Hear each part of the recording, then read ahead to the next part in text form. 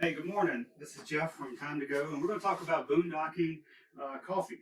So, we've got a big solar array, so I'm going to use our regular Bunn pot as our control. And we're going to compare the Aero Press, the Moka Press, and a French press.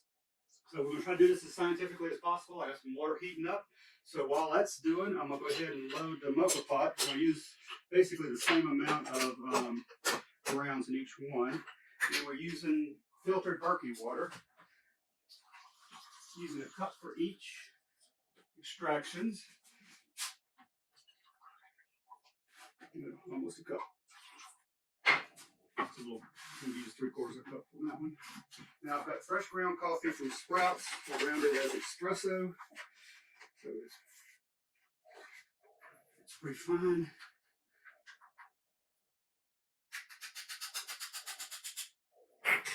We'll get this guy heating up.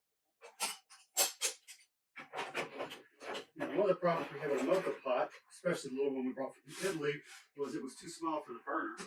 So I started using a diffuser on top, just a regular trivet.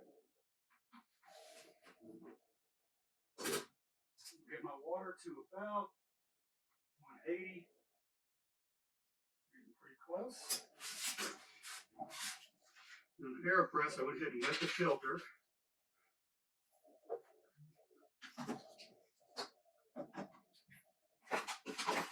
Put in one scoop in each one of these guys.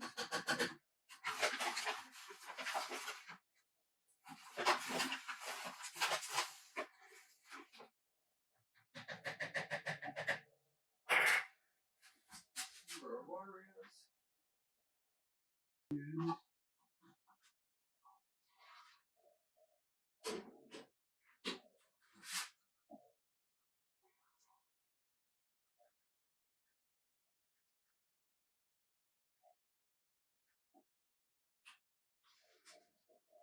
Alright, so we'll let this guy go for just a minute. In the meantime, we'll go ahead and get our control going.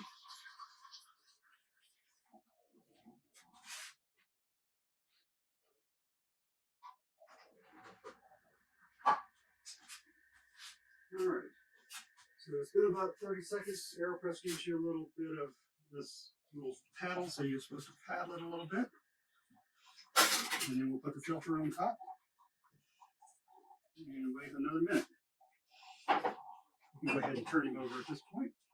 This guy's been going about a minute and a half. And our Moka pot is not yet started doing anything. So we're to a minute and a half on the Aeropress. So we're going to start slowly pressing him down. Just put some weight on it. Not too much.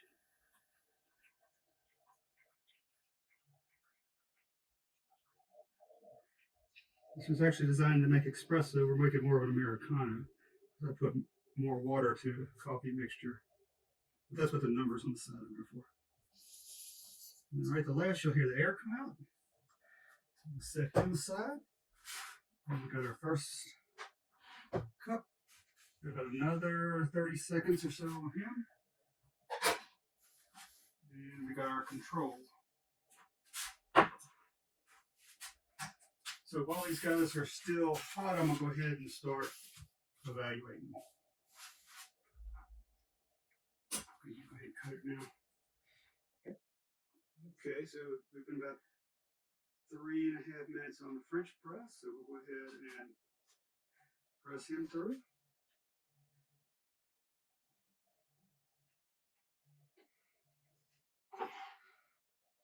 And the Moka pot's still heating up.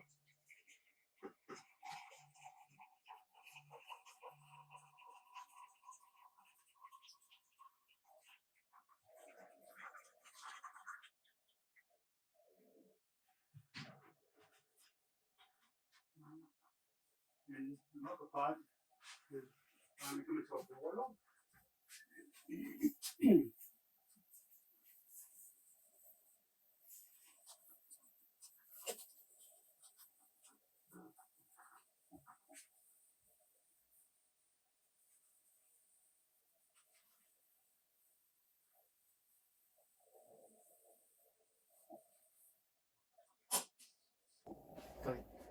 you can hear it when it starts vapor boiling off. You'll know it's all the water's pretty much extracted out. Okay, so now we're going to clean up. Of course, the control is pretty easy. It's just a K-cup thing, so we're not going to really count him. But we're going to start with the French press.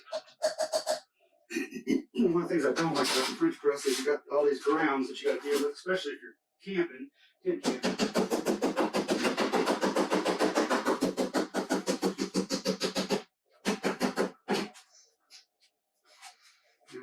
Still got us a mess to clean up with.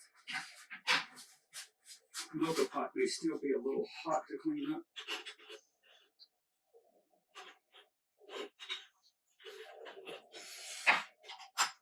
That part's not so bad, except that I spilled it.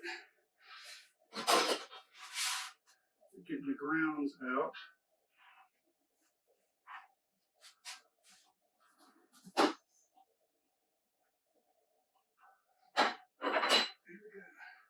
So we got a nice puck with this one.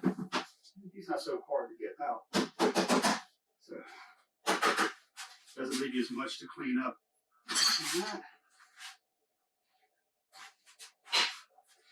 The Aero Press, however, is a different beast. You got that little filter here. You can peel the filter off and reuse it. We're not going to do that today, but we just take it and push it, and off falls the puck. And there we go. All right, so we got the numbers from our coffee test, and the things we looked for were aroma, full bodiness, color, smoothness, bitterness, which was a minus point, and cleanup, which you could get positive or negative points on.